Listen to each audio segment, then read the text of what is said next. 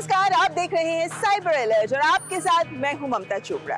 Cyber अपराध को लेकर आपके जहन में जितने भी सवाल हैं, उन्हीं का जवाब लेने के लिए हम पहुंचे हैं I4C यानी Indian cyber crime coordination centre, जो नोडल एजेंसी है जो देश भर में जितने साइबर अपराध हो रहे हैं और जितनी साइबर अपराध के खिलाफ जांच एजेंसियां काम कर रही हैं, उन सब के बीच कोऑर्डिनेशन का काम करते हैं। गृह मंत्रालय के तहत एक महत्वपूर्ण पहल, जिसके कारण साइबर अपराध पर लगाम लगाने की दिशा में हम आगे बढ़ पा रहे हैं। कैसे काम करता है I4C, यानी कैसे सॉल्व किए जाते हैं साइबर अपराध, जानेंगे I4C।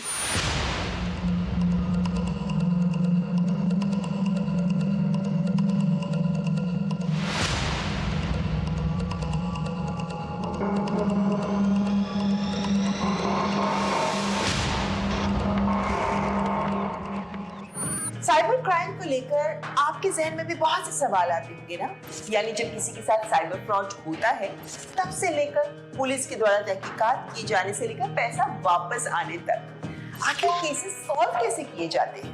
अगर पुलिस को पता है कि एक अकाउंट से दूसरे अकाउंट में पैसा गया है तो पुलिस इस पैसे को वापस क्यों नहीं ला पाती है। तमाम ऐसे सवाल हमारे जहन में रहते ही हैं। आज साइबर अलर्ट कार्यक्रम में हम ले आए हैं आपको I4C में, यानी Indian cyber crime coordination centre में। तो आइए करते हैं कार्यक्रम की शुरुआत।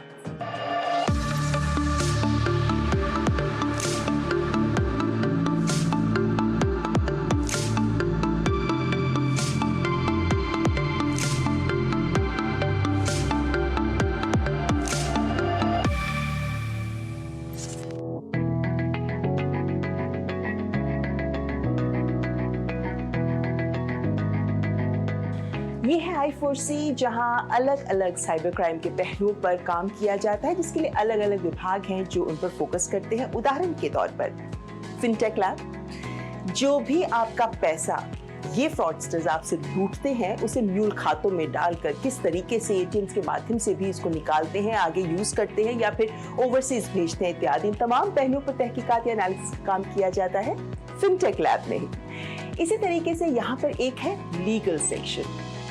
इस लीगल सेक्शन में जो कानूनी प्रावधान, क्योंकि I4C के पास ये पावर्स हैं कि वो कुछ ठोस कदम उठा सके। उदाहरण के तौर पर अगर फेसबुक पर किसी लड़की को कोई परेशान कर रहा है तो जो परेशान कर रहा है उसकी प्रोफाइल को ब्लॉक करने का अधिकार I4C के पास है।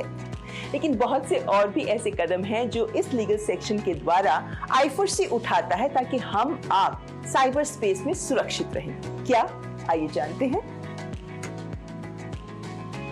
जरा हमारे दर्शकों को बताएंगे कि ऐसे कौन से कदम उठाता है ये लीगल सेल जिससे हमें हेल्प मिलती है।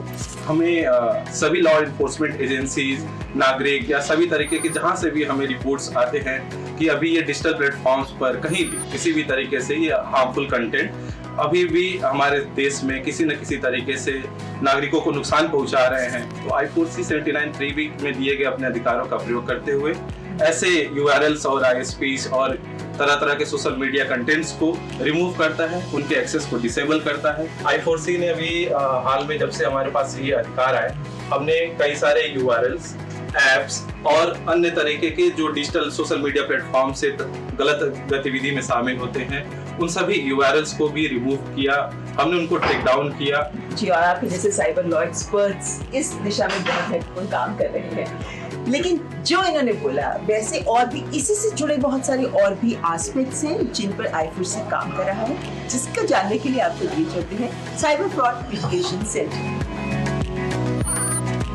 140 करोड़ देशवासी, 36 राज्य और यूटीज, और यहाँ पर देश के कोने कोने में जो साइबर अपराध हो रहे हैं उन सब के बीच देश भर की जांच एजेंसियों के बीच समन्वय करने का एक व्यापक स्तर का प्रयास करता है ये साइबर फ्रॉड मिटिगेशन सेंटर। एक बहुत बड़े स्तर का काम, कैसे इसको अंजाम तक पहुंचाया जा रहा है, कैसे ये काम कर रहा है, यही जानने के लिए आइए चलते हैं इस समन्वय केंद्र में।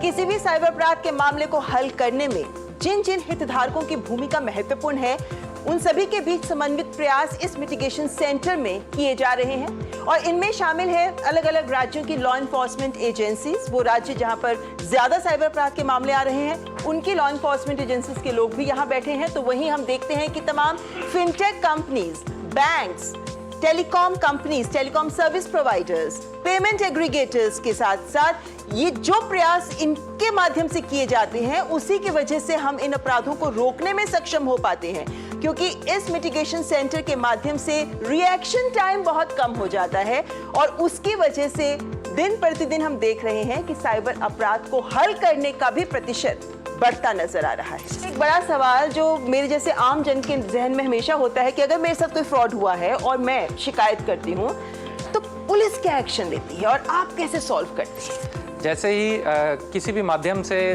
विक्टिम कंप्लेंट करता है, चाहे वो cybercrime.gov पे जाके या 1930 या साइबर थाने में जाके रिपोर्ट करते हैं, वो कंप्लेंट पुलिस से वेरीफाई होने के बाद हमारे पोर्टल पर फ्लो होती है। पोर्टल में हमारे जितने स्टेक होल्डर्स हैं, जिसमें banks, IT intermediaries, payment aggregators, telecom service providers और स्टेट्स के लॉ एनफोर्समेंट एजेंसीज, सभी 36 स्टेट्स के लॉ एनफोर्समेंट एजेंसीज हमारे पोर्टल पर जो मौजूद हैं वो इस पे एक एक्शन लेते हैं। जो भी कंप्लेंट आती है उस पे लाइव तुरंत एक्शन लेने की कार्रवाई करते हैं। हमारे पास विंडो बहुत कम है एक्शन लेने के लिए, क्योंकि साइबर अपराधी जो है एक बहुत ऑर्गेनाइज्ड क्राइम के तहत काम कर रहे हैं, स्पेशली जो क्राइम्स जिसमें हाई वैल्यू इन्वॉल्व है, जैसे इन्वेस्टमेंट स्कैम है या डिजिटल अरेस्ट आजकल बहुत प्रचलित है। ये सब अपराध जो हैं ये बहुत ऑर्गेनाइज तरीके से बाहर की कंट्री से जो हैं, साउथ ईस्ट एशिया जिसमें कंबोडिया, लाओस, म्यांमार, ऐसी कंट्रीज़ में बहुत स्कैम कंपाउंड्स हैं जहाँ पे कार्रवाई की जा रही है और इसमें पैसा बहुत तुरंत मूव करता है, लेयर बाय लेयर। एक लेयर का मतलब एक बैंक से दूसरे बैंक में करता है, तीसरे बैंक में, ऐसे लेयर करके और फाइनली वो पैसा बाहर ले जाके डिफरेंट माध्यम से, एग्जिट मोड से उसको बाहर ले जाया जा रहा है। एक ये नया कंप्लेंट अभी रिपोर्ट हुआ है हमारे पोर्टल पे। इसमें आप देखेंगे ये एक बैंक का है जिस बैंक के पास कंप्लेंट गई है, यानी CFFRS में बैंक के पास गया है, उसमें अमाउंट तकरीबन 10 लाख का जो है कंप्लेंट गया है। तो HDFC बैंक जो है, इनके रैप यहाँ बैठे हुए हैं, वो तुरंत इस पे एक्शन लेंगे। उनके पास अपने बैंक का भी एक्सेस है और हमारे पोर्टल का भी एक्सेस है, तो वो अपने बैंक में खोल के इस खाते के जो डाटा है उसमें पैसा रोकने की प्रयास करेंगे। अगर पैसा अवेलेबल है उसको पैसे पे लीन लगाएंगे, लीन मतलब पैसा वहाँ रोकेंगे। अगर लीन नहीं लगा पा रहे हैं, पैसा कहीं निकल गया है, तो वो ट्रेल को अपडेट करते हैं, जैसे कि पैसा आया दूसरे बैंक में चला गया। अभी आपने सुना एक अनाउंस हुआ था, तो वो पैसा जिस बैंक में गया उस बैंक का नाम अनाउंस होता है। उस बैंक के पास जाके जो है, तो वो बैंक के जो अधिकारी यहाँ बैठे हैं वो उनको अलर्ट मिलता है कि हाँ मेरे पास आ गया है, वो वहाँ पे जाके फिर वो पैसा रोकते हैं, फ्रीज कर दिया जाता है। और करण साहब, एक बात जो कही जाती है कि जब भी आपके साथ कुछ फ्रॉड होता है तो टाइम बहुत इंपॉर्टेंट है, जल्दी से जल्दी शिकायत करें। आप लोगों को ये मामले हल करने में इससे कितनी हेल्प होती है? हाँ, ये आपने बहुत महत्वपूर्ण एक पॉइंट उजागर किया है। इसमें आप देखेंगे जैसे कंप्लेंट्स हमारे पास आती हैं, उसमें यहाँ पे देखेंगे आप कि टोटल जो अमाउंट रिपोर्ट हुआ है उसका 97% अमाउंट रोका गया है। इसमें जो है 10 लाख का कंप्लेंट आया था और इसमें से 9,74,000 हैव बीन सेव्ड। ये इसीलिए हो पाया है कि जल्दी से जल्दी कंप्लेंट किया गया और बैंक और अलग जो यहाँ पे स्टेक होल्डर हैं उन्होंने तुरंत एक्शन लिया। जैसे इस कंप्लेंट में 100% 16 लाख रुपए बचा लिए गए और तकरीबन 40 मिनट के अंदर एक्शन लिया गया। सिमिलरली नीचे जो आप देखें 11 लाख रुपए बचा लिए गए, क्योंकि इसमें 23 मिनट में एक्शन लिया गया। हर साइबर अपराध में दो पहलू महत्वपूर्ण हैं, मोबाइल फोन और बैंक अकाउंट। बड़े स्तर पर पैसों का हेरफेर बिना वित्तीय नेटवर्क के संभव नहीं है। फ्रॉड की रिपोर्ट होने पर त्वरित कार्यवाही कर पीड़ितों का नुकसान कम करने और अपराधियों को पकड़ने में बैंकिंग और टेलीकॉम सेक्टर का रोल बढ़ जाता है। बेसिकली जो भी साइबर क्राइम रिपोर्ट होती है तो उन केसेस को हम तुरंत अटेंड करते हैं और पता लगाते हैं ये पैसा आगे कहाँ गया। तो अगर पैसा है तो उसको हम तुरंत खाते में रोकते हैं। पैसा आगे गया तो फिर हम बेनिफिशियरी डिटेल्स अपडेट करते हैं। क्योंकि कस्टमर का पैसा ऑलरेडी जा चुका है तो हम तेजी से ये दिखाते हैं पोर्टल पे अपडेट करके जो पैसा आके में गया कहाँ है। ताकि अगर पैसा किसी दूसरे बैंक में गया है तो वो बैंक तुरंत एक्शन ले सके। और ये काम बहुत तेजी से करना पड़ता है बिकॉज पैसा तुरंत मिनटों में निकल जाता है। एक्शन टाइम कितना होता है? देखिए, कोशिश करते हैं हम लोग जो 30 सेकंड से लेकर 10 मिनट तक में अपडेट करते हैं। जितनी तेजी से केस आती है तो इसलिए डिफरेंट टीम काम करती है। बैंक ने एक FRM सिस्टम डेवलप करके रखा है, ठीक है, जिसमें पैटर्न बेस्ड ट्रैकिंग होती है। सपोज कीजिए कोई सीनियर सिटीजन कस्टमर्स हैं, उनका पेंशन 20,000 30,000 करके आता है। सडनली अगर उनके अकाउंट में 4 या 5 मल्टीपल विड्रॉल होते हैं तो बैंक के सिस्टम को अलर्ट आता है, तो बैंक उनको कॉल करती है, क्या ट्रांजेक्शन आपने किया है? अगर वो बोलते हैं नहीं मैंने किया है, मुझे नहीं पता है, तो हम लोग तुरंत वो चैनल को ब्लॉक करते हैं। आजकल कोई भी बड़ा विड्रॉल अगर होता है तो बैंक स्टाफ कस्टमर से पूछते हैं, सर इसका पर्पस क्या है, पहले तो आपने कभी ऐसा नहीं किया।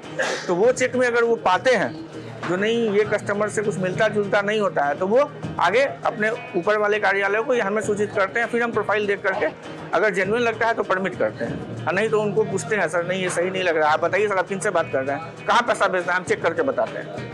इस मिटिगेशन सेंटर में एक्चुअली लाइव फ्रॉड्स आते हैं, इनके बेस पे हम एनालिसिस करते हैं, हॉटस्पॉट्स पाते हैं और पैटर्न देखते हैं। सपोज एक पर्टिकुलर जगह पे कुछ ज़्यादा एक्टिविटी हो रही है या इनसे लिंक अकाउंट किसी दूसरे जगह है, तो एकीकृत प्रयास से लेकर के हम इन जगहों को आइडेंटिफाई करके यहाँ पे ब्लॉक करते हैं। अपराधियों के द्वारा मोबाइल नंबर्स को यूज़ किया जाता है, सिम को यूज़ किया जाता है, तो हमें साइबर पैन इंडिया देश भर से साइबर पुलिस से नंबर्स रिपोर्ट होते हैं, मोबाइल नंबर्स रिपोर्ट होते हैं। जो भी साइबर अपराधों से संबंधित मोबाइल नंबर्स हैं उनको हमें साइबर पुलिस का आदेश पर तत्काल ब्लॉक करना होता है। साइबर फ्रॉड रोकने में पुलिस भी अहम भूमिका निभा रही है और विभिन्न प्रदेशों की पुलिस और संस्थाओं के बीच समन्वय संभव करने में cyber fraud mitigation centre game changer साबित हो रहा है। पहले हमको फॉलोअप करने में बहुत दिक्कत आती थी। सितंबर से पहले यूपी का लीन परसेंटेज 2.78 के समथिंग था, बट तब से हम CFMC सेंटर में आए हैं, तब से हमारा लीन परसेंटेज 14% बढ़ गया है, क्योंकि हमारा कोऑर्डिनेशन बैंक के साथ में बहुत अच्छा हुआ है। और मेरे पास लखनऊ में फॉलोअप टीम बैठी हुई है 19-30 की, यूपी पुलिस की। वहाँ से मेरे पास हमारा एक बैंक ऑफिशियल्स के साथ में और उत्तर प्रदेश की पुलिस के साथ में, जिसमें हमारे सारे अधिकारी ऐड हैं, उसमें उनके मैसेजेस आते हैं जिसको हम देखते हैं अपने NCRP पोर्टल पर। इसमें कौन सी जो ट्रांजैक्शन है रिसेंट में हुई है, जिसमें जैसे अगर एक मैं आपको केस दिखाऊं, इसमें एक ट्रांजैक्शन हुई है 28,000 रुपये की, जो 3 तारीख को ही हुई है। उसमें कोटक महिंद्रा बैंक ने तत्काल एक्शन लिया, उसके बाद IDBI बैंक ने एक्शन लेकर उस टोटल अमाउंट पर लीन लगा दिया, जिससे उसका पैसा बच गया, जो आगे ATM विड्रॉ या चेक विड्रॉ हो सकता था। लोगों की एक शिकायत ये रहती है कि जो कम रकम के फ्रॉड हैं उन पर शायद पुलिस ध्यान ही नहीं। मैंने आपको अभी एक केस दिखाया 28,000 रुपये का। मेरे पास ऐसे बहुत सारे केसेस हैं जो 1,000 रुपये के भी हैं, 2,000 रुपये के भी हैं। हमारी कोशिश ये रहती है कि चाहे 1 रुपया हो, चाहे करोड़ रुपए हो, कोशिश यही है कि उसको हम वहीं पर ट्रेल को उसको रोक सकें, उसको आगे ना बढ़ने दें। आप किसी भी साइट पर अपना फ़ोन नंबर डाल के लॉगिन कर देते हैं, गूगल उसको आगे ट्रांसफ़र कर देता है। आप अगर कभी देखेंगे, अगर आप गूगल पर सर्च करेंगे किसी भी चीज़ के लिए, जैसे आपको ही अगर कोई मेकअप किट खरीदनी है, अगर आप गूगल पर डालोगे तो तब आप यूट्यूब खोलोगे या कोई अगर आप ऐप खोलते हो तो उसमें आपको सारी मेकअप किट्स के दिखने लग जाएंगे। इसका मतलब हमारा डाटा ट्रांसफ़र हो रहा है आगे के लिए। तो सबसे बेस्ट तरीका है कि आप जितना हो सके अवॉइड करिए किसी भी पर्टिकुलर साइट पर जाके जो प्ले स्टोर में रजिस्टर्ड है भारतीय सरकार के द्वारा। सिर्फ उन ऐप्स को खोलिए, जागरूक रहिए। सबसे बेस्ट है, अगर आपके संग में फ्रॉड हुआ है तत्काल 1930 पर कॉल करिए। मैं लोगों से यही कहना चाहूँगा, जागरूक रहिए, सतर्क रहिए, उसी में आपका बचाव है। साइबर अपराध के खिलाफ सरकार ने भी कमर कस ली है। सस्पेक्ट रजिस्ट्री बनाई गई है जिसमें शिकायतों के आधार पर 14 लाख संदिग्ध मोबाइल नंबर्स और ईमेल आईडीज हैं। इसमें bank account, social media account, UPI से जुड़ा डेटा भी उपलब्ध है और 5,000 साइबर कमांडोज को भी तैयार किया जा रहा है। माननीय गृह मंत्री जी ने जब इस स्कीम का उद्घाटन किया था तो उन्होंने आदेश दिया था कि अगले 5 वर्षों में 5,000 साइबर कमांडोज हमें तैयार करने हैं। हमने इन कमांडोज की training IIT Madras, IIT Kanpur, IIT Raipur, IIT Kottayam शुरुआत की गई। उसके उपरांत इनका बीच में हम रिफ्रेशर कोर्सेज भी चलाएंगे। ऐसा नहीं कि 6 महीने की ट्रेनिंग हो गई फिर खत्म, बिकॉज साइबर क्राइम बदल रहा है। आज कुछ है, कल कुछ और दूसरे टाइप का साइबर क्राइम था। तो हम क्या करेंगे, हम इनको बीच में 5 से 10 दिनों के छोटे छोटे कोर्सेज भी कराते रहेंगे, सो कि ये रिफ्रेश होते रहे लेटेस्ट क्या चल रहा है। और इनकी तैनाती भी नॉर्मल पुलिसिंग के लिए हम इंश्योर करें कि ना हो, साइबर रिलेटेड संबंधित जगहों में इनकी पोस्टिंग हो। तकनीक बदलती रहती है और ये साइबर अपराधी भी अपने तरीके बदलते रहते हैं। ऐसे में एक सवाल ये जरूर उठता है कि क्या हमारी पुलिस, हमारी जांच एजेंसियां, उनकी ट्रेनिंग इस तरह की है कि वो इन साइबर अपराधियों का और इस बदलती तकनीक का मुकाबला कर सके? कैसे इन्हें तैयार कर रही है सरकार और कैसे इनके माध्यम से हम सबको मिल सकती है इन साइबर अपराध से राहत? Police public order, criminal investigation आमतौर पर ये राज्यों का विषय होता है, accept in certain cases like जिसको एनआईए इन्वेस्टिगेट करती है। तो पहली बार एक ऐसी संस्था को बनाया गया जो कि देश के सभी साइबर क्राइम को एक साथ समग्र रूप से देखता है। I4C के बनने के बाद इस समस्या के सभी कोणों का विश्लेषण किया जा सकता है। अब हमें बहुत ही कंप्लीट विजिबिलिटी है कि अपराध कौन कर रहा है, कहां से कर रहा है और उसके नए नए तरीके क्या हैं और किस तरह के लूप होल्स को एक्सप्लॉइट करता है। I4C अगर नहीं बनता तो शायद एक एक राज्य की पुलिस अपने अलग अलग खित्तों में बंट के यह काम करती। तो एक इंटीग्रेटेड व्यू हमें मिल रहा है और इंटीग्रेटेड व्यू के साथ हम एक इंटीग्रेटेड एक्शन प्लान भी बना पा रहे हैं और उसकी वजह से हम राज्यों को अब गाइड भी कर पाते हैं कि आपको ये करना चाहिए। हम राज्यों को उनके क्षेत्र से क्या हो रहा है, कौन कर रहा है, उनके यहाँ कौन सा सिम कार्ड, कौन सा फ़ोन, कौन सा बैंक, कौन सा ATM, कौन सिम बेचने वाला, इन सब की कंप्लीट विजिबिलिटी दे देते हैं ताकि उसके ऊपर वो कार्रवाई कर सकें। साइबर अपराध के मामले देश भर से रिपोर्ट किए जा रहे हैं और राज्यों की सरकारों पर भी बहुत जिम्मेदारी आ जाती है उनके प्रशासनिक तंत्र पर, वहां के पुलिस विभाग पर कि वो किस तरह से प्रतिक्रिया दिखाते हैं, किस तरीके की सक्रियता दिखाते हैं इन अपराध के मामलों की रिपोर्टिंग को लेकर। और अब ये भी दिखाई दे रहा है कि बहुत से राज्य ऐसे हैं जहां पुलिस बहुत सक्रियता से काम कर रही है। साइबर अपराध के मामलों को निपटाने के साथ साथ इन साइबर अपराधियों की धरपकड़ को लेकर भी प्रतिशत बढ़ रहा है और ये राज्य और राज्यों के लिए भी उदाहरण प्रस्तुत करते नजर आ रहे हैं। देश भर के पुलिस के बीच समन्वित प्रयासों को गति दे रहा है समन्वय पोर्टल। अब हर अपराधी के हर अपराध पर होगी नजर। हमने आज के टाइम पे सभी 36 राज्य और केंद्र शासित प्रदेश हमारे संपर्क में, उनके उच्च रैंक के अधिकारियों से लेके वहाँ पे काम करने वाला कांस्टेबल भी हमारे संपर्क में रहता है। उनके संपर्क के लिए हमने ऑनलाइन प्लेटफॉर्म भी बनाया हुआ है। हमने अभी एक माननीय गृह मंत्री जी ने 10 सितंबर 2024 को समन्वय पोर्टल लॉन्च किया था, जिसमें पुलिस के लिए बहुत सारी सुविधाएं हैं। इवन हम नहीं, हमने एक स्टेट को दूसरे स्टेट से बात करने के लिए भी प्लेटफॉर्म दे दिया है कि अगर हरियाणा को केरला से बात करनी है तो उस प्लेटफॉर्म के ऊपर हरियाणा केरला से रिक्वेस्ट रेज कर सकता है। अगर कोई डॉक्यूमेंट उनको एग्जीक्यूट कराने के लिए, अगर दिल्ली के किसी अधिकारी को एक डॉक्यूमेंट एग्जीक्यूट कराना है पश्चिम बंगाल में, तो उसको जाने की ज़रूरत नहीं है, वो यहीं से वो डॉक्यूमेंट अपलोड कर देगा। वो डॉक्यूमेंट ऑनलाइन वहाँ पे पश्चिम बंगाल वाले उसको डाउनलोड करके उसको एग्जीक्यूट करा के वापस अपलोड कर लेंगे यहाँ। जो हमारे पास क्रिमिनल से जो रिकवरी होती है, mobile phone, sims, bank accounts, उनके बेस पे हम लिंकेजेस एस्टेब्लिश करते हैं डिफरेंट स्टेट्स के पास। तो वो चीज़, वो नेटवर्क वैसे ही जुड़ता हुआ चला जाता है। एक क्रिमिनल को अरेस्ट किया, उसके तार पूरे ऑल ओवर इंडिया से जुड़ने शुरू हो जाते हैं समन्वय पोर्टल के थ्रू। समन्वय की हेल्प से अब एक स्टेट्स की पुलिस एक क्रिमिनल को पकड़ने के लिए काफ़ी मेहनत करती है, वो अरेस्ट करती है, लेकिन सेम क्रिमिनल ने दूसरे स्टेट्स में भी क्राइम किया होता है। अब वही उतनी ही मेहनत दूसरे स्टेट्स की पुलिस को ना करना पड़े, उससे बचाने के लिए समन्वय पोर्टल है। बाकी जहाँ पर भी उसने क्राइम किया होगा, समन्वय पोर्टल बता देता है कि आपका ये क्रिमिनल फलाने थाने में अरेस्ट है, आप उसको अपने केस में ले सकते हैं। ये हमने आज ही एक केस एनालाइज किया है, राजस्थान डीग पहाड़ी थाने से 4 एक्यूज अरेस्ट हैं और उन 4 से जो कनेक्ट कंप्लेन है, टोटल 38 कंप्लेंट्स कनेक्ट हुई है। जहाँ जहाँ से वो कनेक्ट हुए हैं उनकी डिटेल्स है यहाँ पे। ये भदोई डिस्ट्रिक्ट यूपी है, हरियाणा का Faridabad district cyber NIT police station से डायरेक्ट कनेक्ट हुआ है। कनेक्ट का मतलब क्या, इन पे मामला दर्ज है? इन पे मामला दर्ज है। इन्होंने यही सिम या यही डिवाइस का यूज़ करते हुए सेम पुलिस स्टेशन के एरिया में भी क्राइम किया है। इन लिंकेजेस से हमें, जो इस रिपोर्ट से, इस एनालिसिस से हमें पता लगा कि जो ये क्रिमिनल थे 4, तो इनके ऊपर डिफरेंट स्टेट्स के अंदर 38 क्राइम्स और रजिस्टर्ड है हाँ, लास्ट ईयर एक गुरुग्राम का आई थिंक केस था जिसमें 100 करोड़ के आसपास की फ्रॉड था।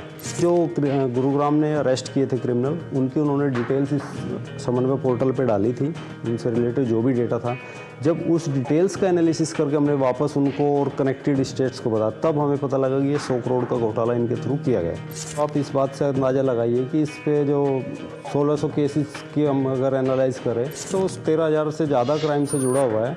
अब इस पे जितना केसेस बढ़ते जाएंगे, आप देखिए कि कितनी जल्दी ये दूसरी चीज़ों को भी हल करेगा। साइबर अपराधियों पर सर्जिकल स्ट्राइक करने का माध्यम बन रहा है प्रतिबिंब, एक ऐसा सॉफ्टवेयर जो साइबर अपराधियों को रियल टाइम में ट्रैक करके उनके नेटवर्क को कर रहा है तबाह। हजारों साइबर अपराधियों की धरपकड़ इससे संभव हो पा रही है। आपको कोई फ्रॉड कॉल आए तो ऑनलाइन रिपोर्ट अवश्य करें। प्रतिबिंब से बच नहीं पाएंगे ये मोबाइल नंबर्स।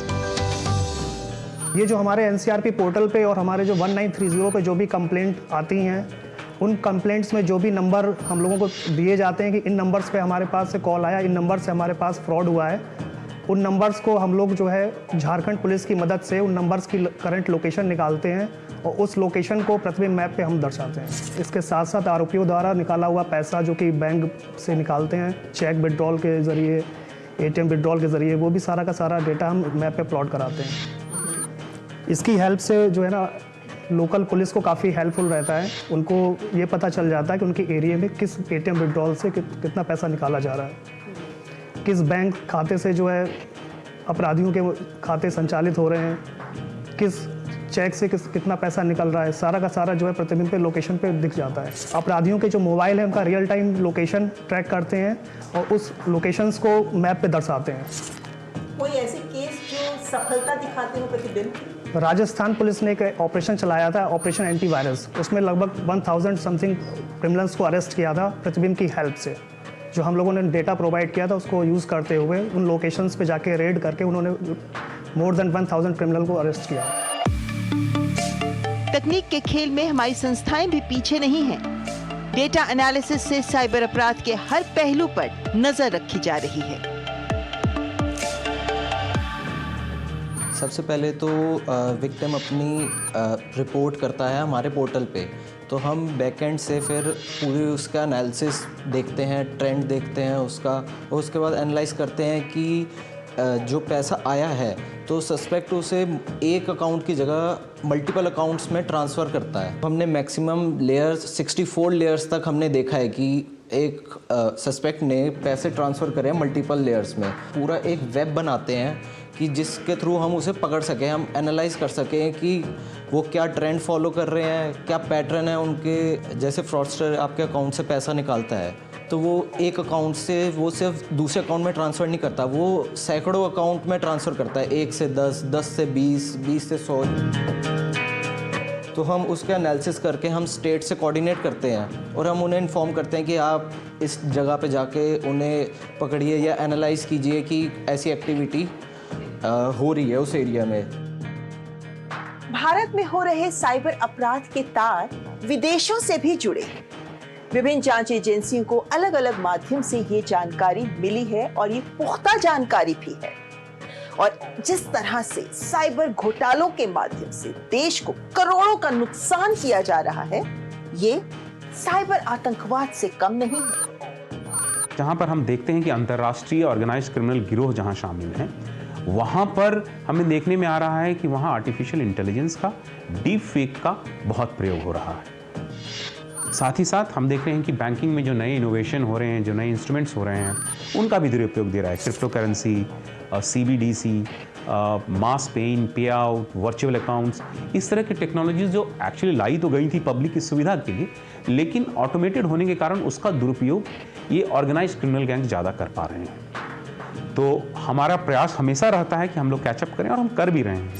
तो ये सारी चीज़ें अधिकतर आप देखेंगे Cambodia, Myanmar, Laos, PDR, Vietnam, इन देशों से हो रहा है और ये कंट्रोल्ड होते हैं ऑर्गेनाइज्ड क्रिमिनल गैंग्स के द्वारा। और टॉप लेवल पे अधिकतर हम देखते हैं कि चाइनीज़ हैं, उनके नीचे लोकल लोग हैं और ग्राउंड लेवल पर हम देख रहे हैं फुट सोल्जर्स में कुछ भारतीय भी जाकर संलग्न हो रहे हैं।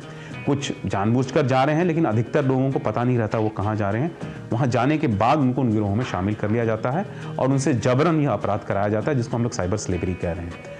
और ये चूंकि ये ऑर्गेनाइज्ड है और इसमें जो पैसा का वॉल्यूम है वो अधिक है, इसके वजह से इनके हाथ में टेक्नोलॉजी का एक्सेस भी है, तो ये हाई एंड टेक्नोलॉजी को एक्सेस कर पा रहे हैं। अभी हम देख रहे हैं कि कॉल स्पूफिंग बहुत होता था, डिपार्टमेंट ऑफ टेलीकॉम ने उसको ले लिया है। अब हम देख रहे हैं कि सैटेलाइट फ़ोन का भी उपयोग देखा जा रहा है इसमें। सैटेलाइट फ़ोन का उपयोग और सैटेलाइट फ़ोन की स्पूफिंग दोनों चल रहे हैं इस पे। तो एक कदम हमेशा आगे रहने का प्रयास करेंगे ये। आम लोगों से क्या एक्सपेक्ट करता है आई फोर्स इस वॉर में? आम लोग ही हमारे सबसे बड़े स्ट्रेंथ है। आई फोर्स ये एक्सपेक्ट करता है कि 3 चीज़ों से बचें: लालच, लापरवाही और डर। क्रिमिनल इन 3 इमोशंस का ही अधिकतर रिक्वायर करते हैं। अगर आप डिजिटल अरेस्ट देखें तो उसमें भय का एक्सप्लॉइट किया जाता है। अगर आप ट्रेडिंग स्कैम या इन्वेस्टमेंट स्कैम को देखें तो उसमें लालच का। और अगर छोटी मोटी फिशिंग स्कैम, रिफंड स्कैम, तो आप उसमें देखते हैं कि लोग लापरवाही से कहाँ क्लिक कर रहे हैं, कहाँ जा रहे हैं, किससे बात कर रहे हैं, उसको नहीं देखते हैं। या कोई कॉल भी आता है तो उसको भी बिना देखे कि किसने कॉल किया, किसने वीडियो कॉल किया, उसको एक्सेप्ट कर लेते हैं। आपने सुना होगा डिजिटल अरेस्ट, माननीय प्रधानमंत्री महोदय ने इसके बारे में बात किया। इन्वेस्टमेंट स्कैम, जिसके ऊपर माननीय गृह मंत्री जी काफ़ी इसको संजीदगी से ले रहे हैं। तो मेरा आपके जरिए यह रिक्वेस्ट रहेगा कि पब्लिक में लालच, लापरवाही और डर को साइड करें, और जैसे माननीय प्रधानमंत्री ने अपने संदेश में कहा था कि रुको, सोचो, फिर एक्शन। देश की सुरक्षा से जुड़ा मुद्दा है साइबर सुरक्षा। आंकड़ों में छिपा साइबर अपराध का ये खेल बयां कर रहा है वास्तविक कहानी। योजनाबद्ध तरीके से देशवासियों से फ्रॉड कर हजारों करोड़ों रुपए देश से बाहर भेजे जा रहे हैं। देश के खिलाफ इस साइबर आतंकवाद पर सरकार कर रही है चौतरफा वार, लेकिन इस संघर्ष में हर देशवासी को जुड़ना होगा, अपनाना होगा जागरूकता का हथियार, बनना होगा स्मार्ट साइबर सिटीजन, देश का साइबर कमांडो। तो आज के इस कार्यक्रम में हमने आपके सामने प्रस्तुत की एक विस्तृत तस्वीर कि किस तरीके से देश में साइबर अपराध के मामलों को हल किया जा रहा है और कैसे विभिन्न एजेंसियां साइबर अपराध पर लगाम लगाने के लिए कमर कसकर काम कर रही हैं। लेकिन इसमें देशवासियों की जागरूकता और सटीकता, सतर्कता बहुत महत्वपूर्ण है। अगर कोई साइबर अपराध होता है तो चुप मत रहिए, 1930 पर कॉल करिए और साइबर क्राइम पोर्टल पर भी जाकर अपनी शिकायत जरूर दर्ज करिए। ध्यान रहे, आपकी जागरूकता ही है साइबर अपराध के खिलाफ सटीक हथियार, क्योंकि अगर रहना चाहते हैं सेफ तो रहना होगा साइबर अलर्ट।